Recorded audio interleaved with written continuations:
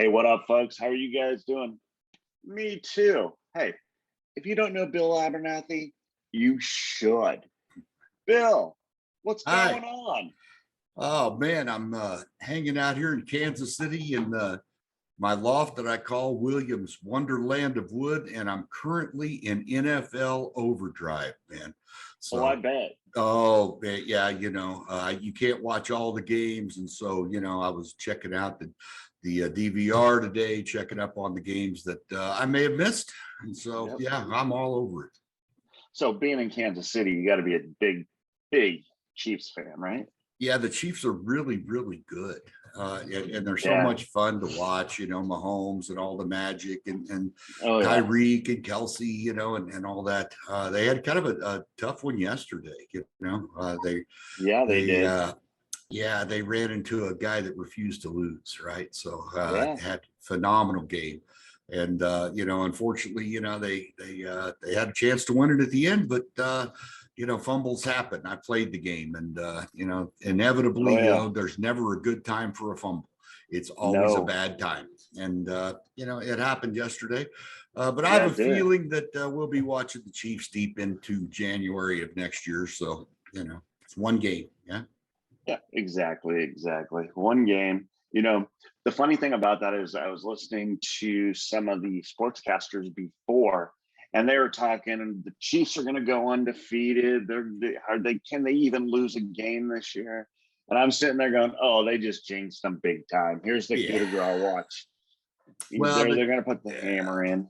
I think a lot of times sportscasters forget that everybody else out there are professionals as well, right? And so, the coaches are going to come up with the plan, and they're going to figure out a way. And every now and then you're going to get lucky, and because that's sports, you got to work hard enough and be good enough to put yourself in a situation to get lucky.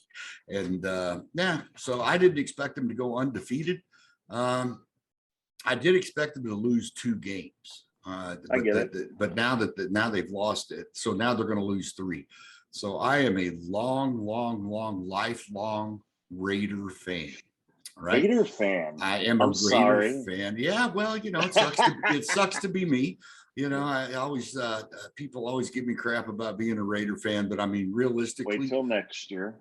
They have the best looking stuff in the NFL, and I look good in it. So yeah, I'm a Raiders fan. I mean, all that great in silver and black. I should have put some on, but I expected the Chiefs to lose 2 games and both of them to be to the Raiders. That was my hope, anyway. Ah, there you go.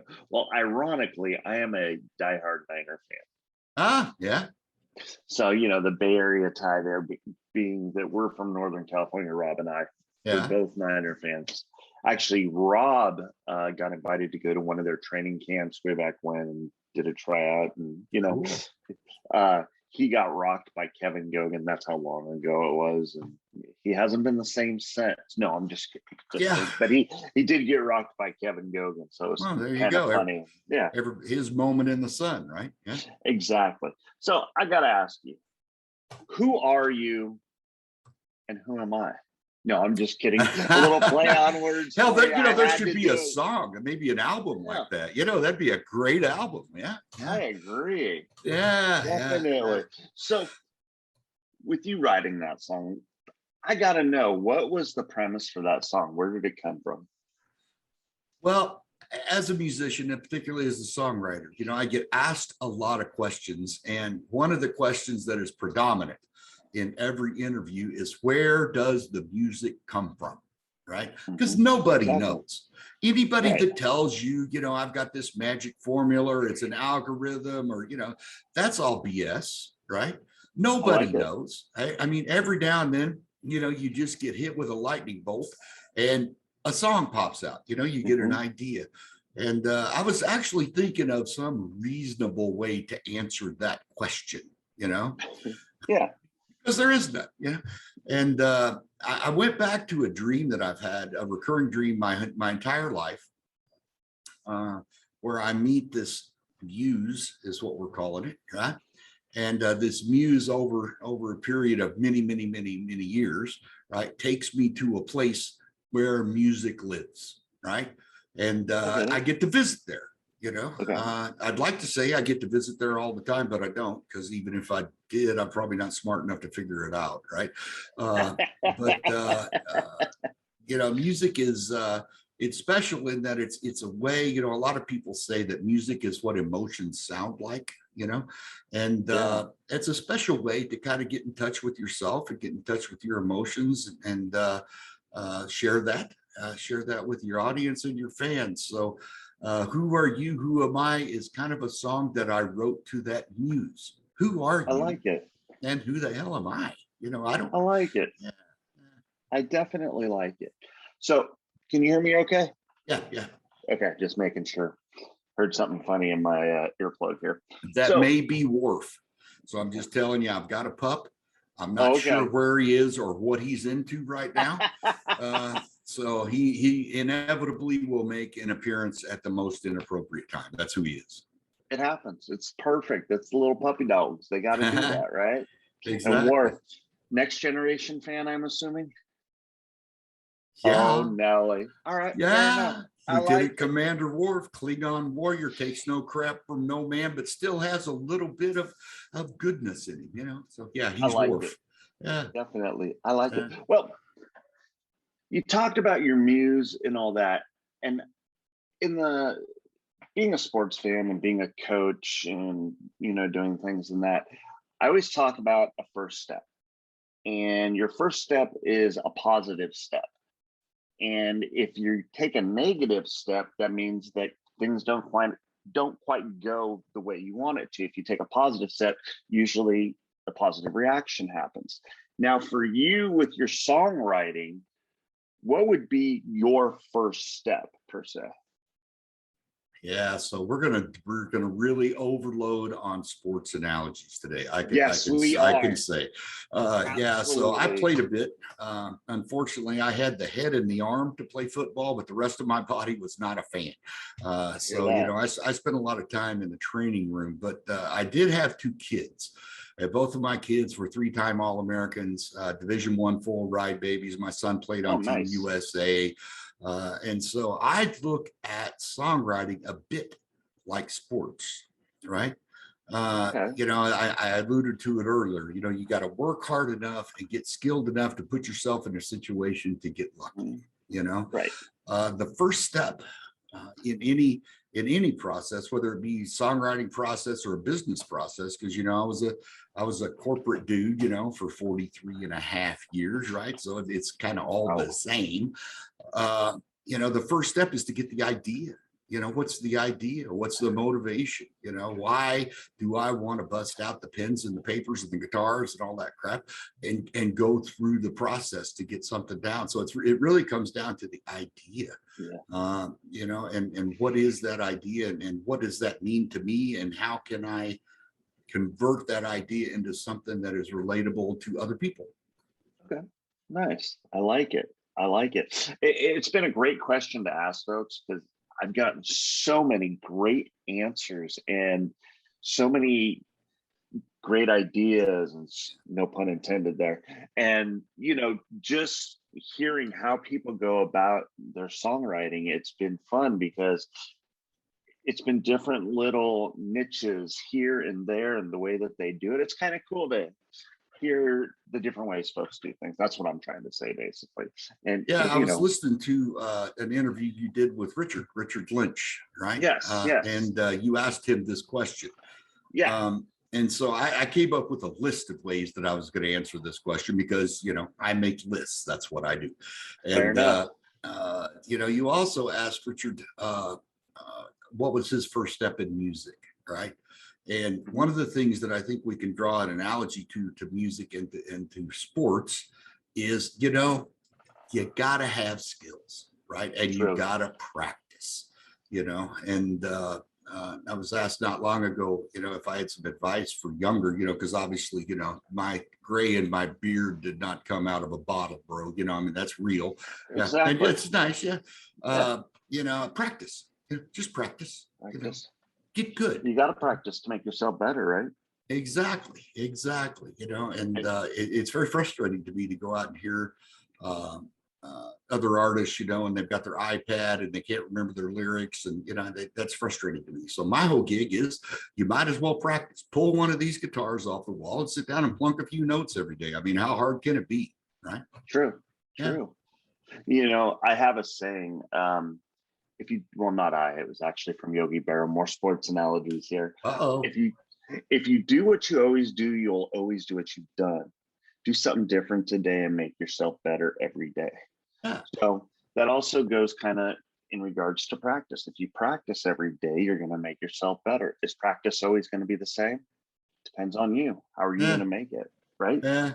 I was reading an article that this guy, he's a famous cellist, right? Okay. World-renowned cellist. And he's an older dude, he's probably up in his 80s and stuff, and he still plays and he still performs. And they were doing this interview and they said, I noticed in your schedule every day that you practice 4 hours. You've been playing your whole life. You're world-renowned, right? Why are you still practicing 4 hours? And he just said, I think I'm making progress. I think I'm making progress. Yeah. I like it. So, Bill, who are your major influences in music? Old hippies. I'm an old hippie. I get it. I fell in love with singer-songwriter stuff when I was just a youngster. I was my brother actually took me to a concert when I was about 13 or so.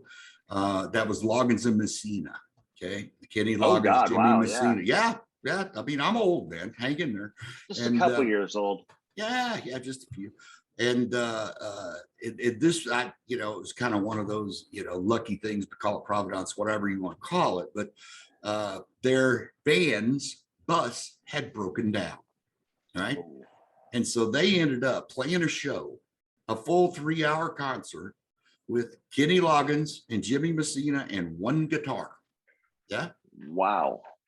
3 hours, right? And these guys were hot at the time. They had hits and on the radio and and all that stuff. And I sat there totally mesmerized the whole time, because what really got me was not the big production and the music and the dancing girls and the lights and and all that stuff that comes with it. What got me was the stories that they told in their music.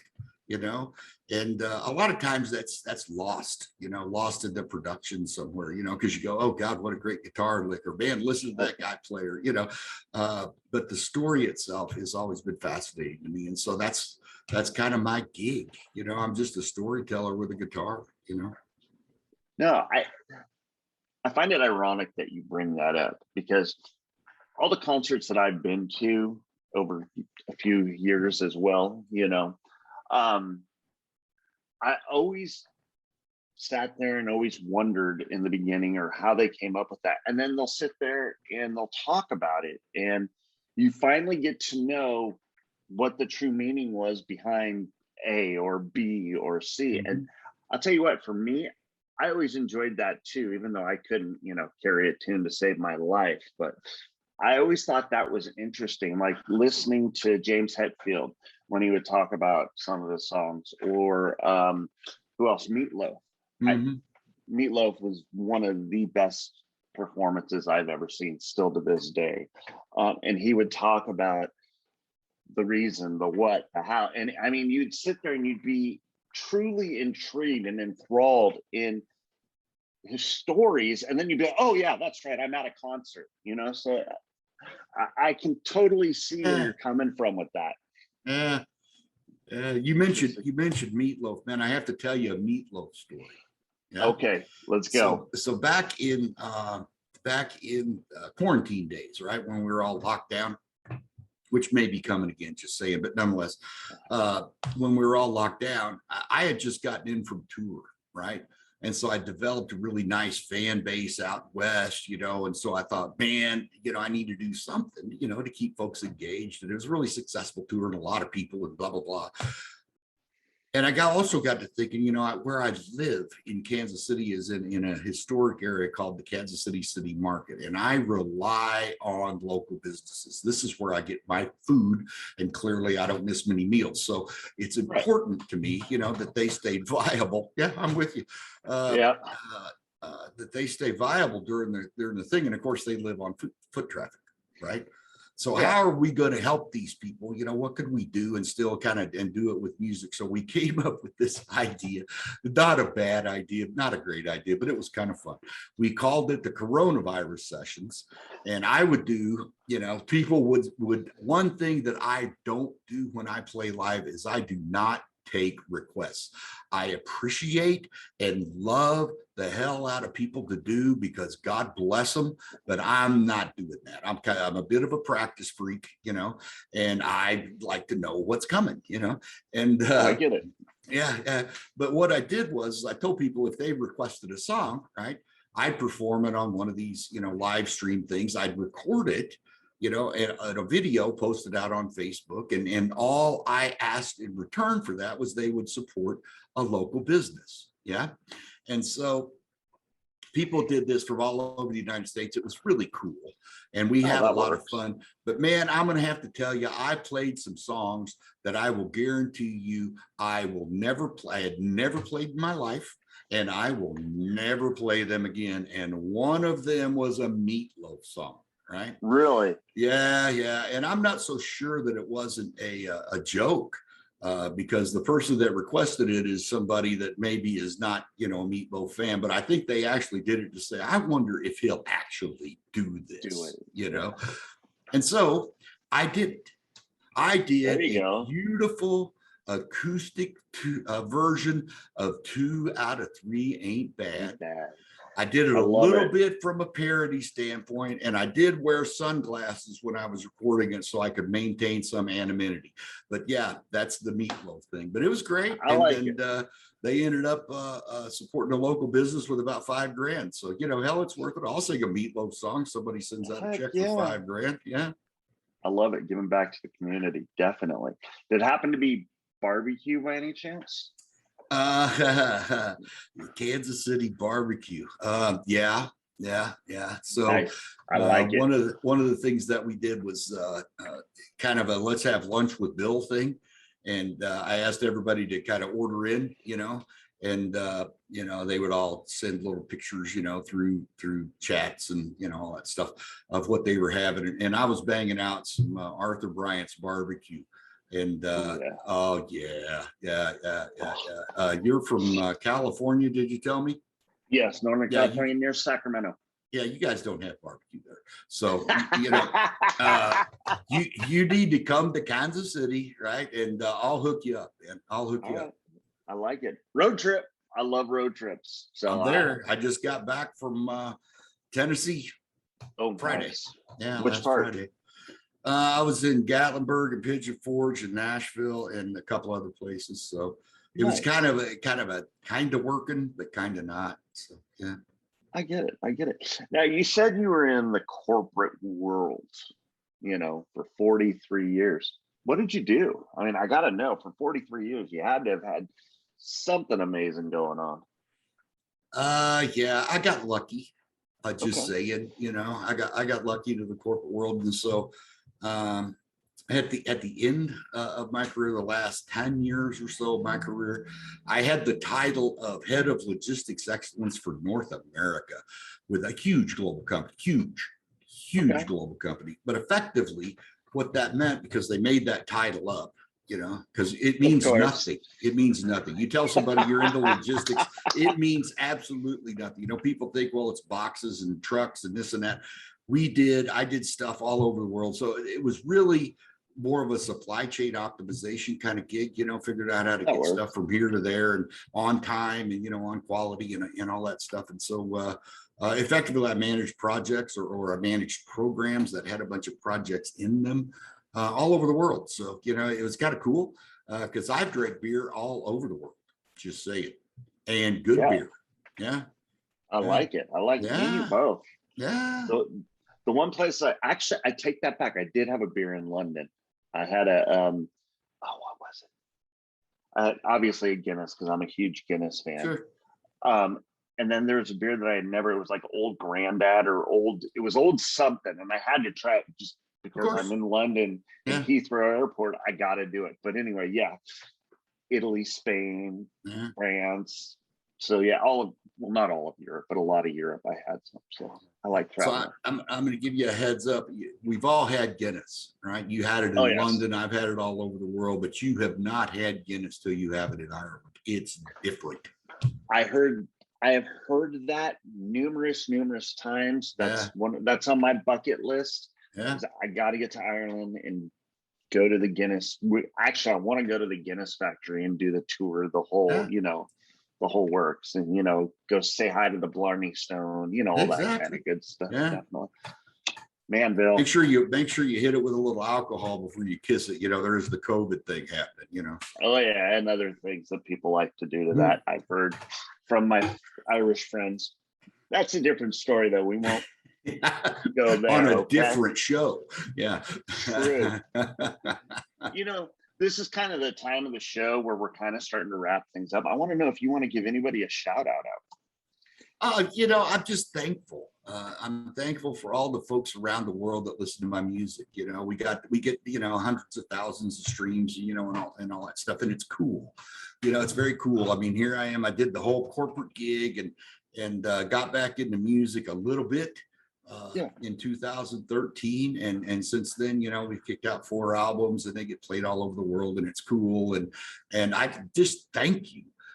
Thank you to all the folks that listen. And I really want to say thank you to all the folks that send me messages. I get a kick out of that, whether it's through a website or, the social media stuff. But I get a kick out of when somebody comes up and says, "Hey, Bill, I listened to your song. I could really relate to it," or it meant something to me, or it helped me through a bad time, or it just made me laugh. Sometimes it's just good to laugh. Yeah, absolutely. So that messages from social media, where's the furthest message you've got from? What country? Oh, I don't know. I'd have to sit down and do math. Taiwan, China, that's Japan, cool. Right. Brazil, Germany, Australia. Australia may be the longest one. I'm trying to do math in my head, which is never good. Man. Hey, that sounds good. Yeah, Australia's a lot of fun, and I did a show for a group in Australia that listened to my stuff, and they sent me a message. They said, "Hey man, we want you to do one of these live stream shows for our audience. They love your stuff, and we were charting well over there and all this stuff." And I thought, I'm in. They said, "Man, we want you to do it at prime time on a Friday night, 8:00." And I'm going, "Okay, I'm in." Unfortunately, I forgot to do the math, because 8:00 in Melbourne was 5:00 in Kansas City. So there was coffee involved. 5:00 a.m.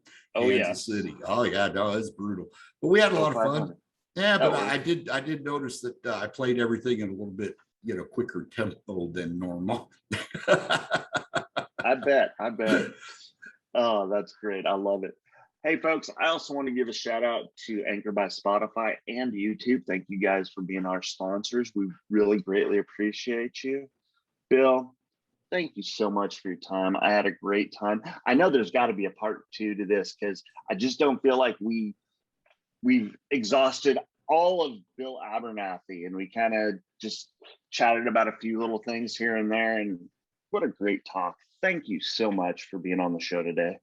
Well, thank you very much for having me, man. I mean, this is always special to me, and like I said, when I was checking you guys out, I thought, well, this is going to be fun. You guys have a good time, and you can imagine in this industry, you get quite a few. I won't say boring, but let's say standard type interviews that you do, and those are great. Those are great. I'm not saying that they're bad, but every now and then you get a fun one. And when I saw you guys. The one that I saw had your background had, I think, a sign from the movie Animal House on it. There was a Yoda involved, a bunch of sports stuff. Yeah, I thought, I'm in. That's our studio. So unfortunately, I'm in my office today. So well, welcome to my office. So I love it. Yeah.